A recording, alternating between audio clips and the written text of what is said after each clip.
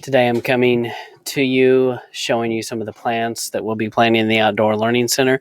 These are the plants we're going to be planting in the sunnier locations, and these plants are easy to find at your local nurseries around the area, and they are all native Texas plants.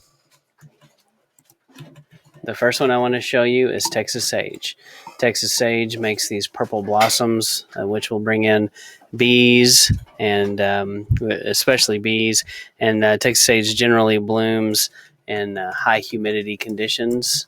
And then the next one is one of my favorites, and many of is Texas lantana, and it's easy to grow here. It thrives. You find it in great abundance. A new favorite of mine is this flame acanthus, which makes a red flower that draws in hummingbirds.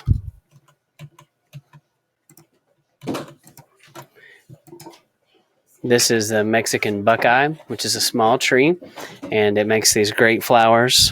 And we'll plant this in front of our water tank to help kind of shield that area. This is a salvia. It's a blue mealy sage. And we'll mix the blue mealy sage with some of the red sages and get some nice contrast there. We will also take this one, and it's a black-eyed Susan.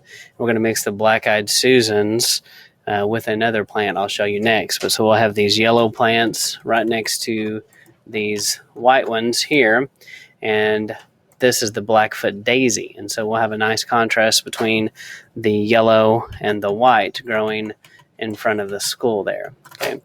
And then this is autumn sage, or Salvia greggii, and we'll be using that a lot as well, and mixing that with different colors of salvia. This is the four-nerve daisy, which is a pretty indestructible plant, will grow almost anywhere. And this is the Salvia Henry Dulberg, which is very similar to the Henry Dulberg, but just a slightly different shade.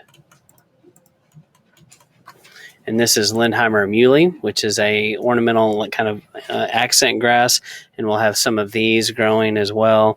And they do great in full sun, similar to maybe like a pampas grass. This is skeleton leaf goldeneye, and it also is very hardy. Will grow just about anywhere you can imagine with little to no maintenance ever, and blooms in harsh conditions. We also are going to plant, this next plant is a butterfly garara, and it will also be a big butterfly draw and makes great flowers. We also are going to use this crossvine, and crossvine, we will encourage it to crawl up the rock wall of the library here in front of school. So once again, these are the all native Texas plants that will grow in the sun that we're going to use in the Outdoor Learning Center, and that we'll plant on October 15th. Thank you.